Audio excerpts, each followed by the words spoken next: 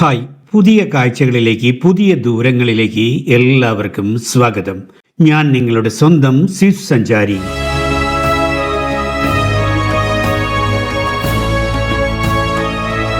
ഭാരതത്തിന്റെ ഹൃദയമിടിപ്പായ ഡൽഹി, ആ നഗരത്തിന്റെ ആത്മാവ് എവിടെയാണെന്ന് ചോദിച്ചാൽ ചരിത്രത്തിന് ഒരേ ഒരു ഉത്തരമേയുള്ളൂ: ലാൽ കില അഥവാ ചെങ്കോട്ട.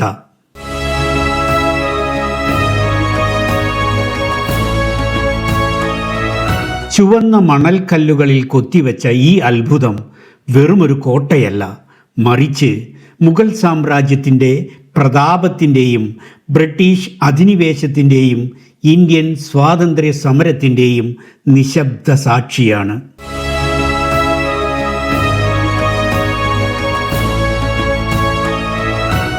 നൂറ്റാണ്ടുകൾക്കിപ്പുറവും ഈ മതിലുകൾ നമ്മോട് സംവദിക്കുന്നത് മറഞ്ഞുപോയ ഒരു കാലഘട്ടത്തിന്റെ വീരഗാഥകളാണ്.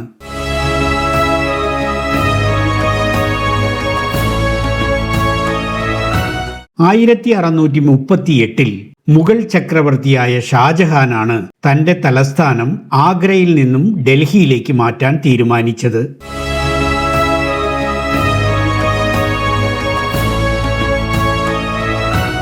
യമുന നദിയുടെ തീരത്ത് 10 വർഷമെടുത്ത് നിർമ്മിച്ച ഈ മഹാത്ഭുതം 1648 പൂർത്തിയായത്. അന്ന് ഇതിന്റെ പേർ കില ഇ മുബാറക് എന്നായിരുന്നു.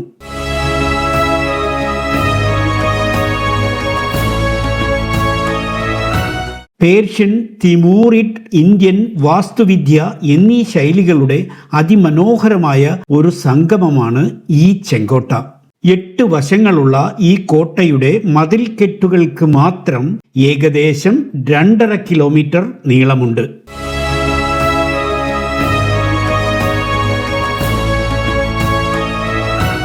ചെങ്കോട്ടയിലേക്ക് കടക്കുമ്പോൾ നമ്മെ സ്വീകരിക്കുന്നത് ലാഹോറി ഗേറ്റ് ആണ്. അവിടെ നിന്നും ഛട്ടാ ചൗക്ക് എന്നറിയപ്പെടുന്ന പുരാതനമായ രാജകീയ ചന്തയിലേക്ക്. ഉള്ളിലേക്ക് ചെല്ലും തോറും അത്ഭുതങ്ങൾ കൂടുന്നു.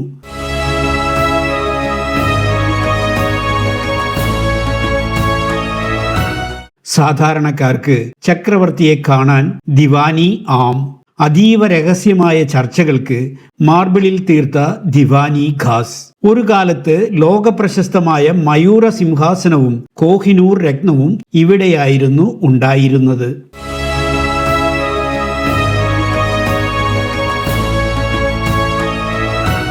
ഭൂമിയിൽ ഒരു സ്വർഗമുണ്ടെങ്കിൽ അത് ഇതാണ് എന്ന് ദിവാനി ഖാസിന്റെ ചുവരുകളിൽ എഴുതി വച്ചിരിക്കുന്നത് വെറുതെയല്ല എന്ന് ഓരോ കാഴ്ചയും നമ്മെ ബോധ്യപ്പെടുത്തും.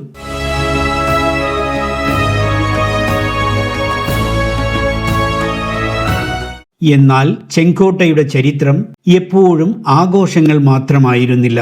1857 ഒന്നാം സ്വാതന്ത്ര്യ സമരത്തിനു ശേഷം അവസാന മുഗൾ ചക്രവർത്തി ബഹദൂർ ഷാ സഫീറിനെ പുറത്താക്കി ബ്രിട്ടീഷുകാർ ഈ കോട്ട പിടിച്ചെടുത്തു.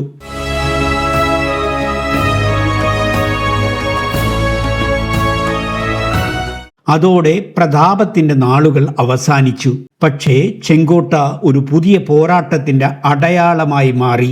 1947 ഓഗസ്റ്റ് 15 സ്വതന്ത്ര ഇന്ത്യയുടെ ആദ്യ പ്രധാനമന്ത്രി ജവഹർലാൽ നെഹ്റു ഈ ചുവന്ന മതിലുകൾക്ക് മുകളിൽ ത്രിവർണ പതാക ഉയർത്തിയപ്പോൾ അതൊരു രാജ്യത്തിന്റെ ഉയർത്തെഴുന്നേൽപ്പായിരുന്നു.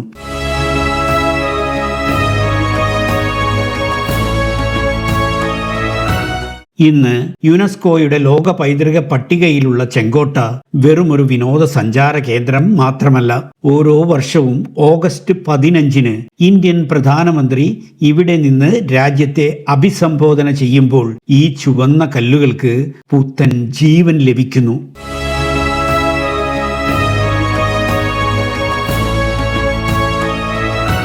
കാലം ഒരുപാട് മാറിയിട്ടുണ്ടാകാം, പക്ഷേ ഭാരതത്തിന്റെ അഭിമാനമായി, ചരിത്രത്തിന്റെ കാവൽക്കാരനായി ചെങ്കോട്ട ഇന്നും തല ഉയർത്തി നിൽക്കുന്നു. നിങ്ങൾ എപ്പോഴെങ്കിലും ഡൽഹിയിൽ പോയാൽ ഈ ചുവന്ന മതിലുകൾക്കിടയിലൂടെ ഒന്ന് നടന്നു നോക്കൂ. ചരിത്രം നിങ്ങളോട് മന്ത്രിക്കുന്നത് നിങ്ങൾക്ക് കേൾക്കാം.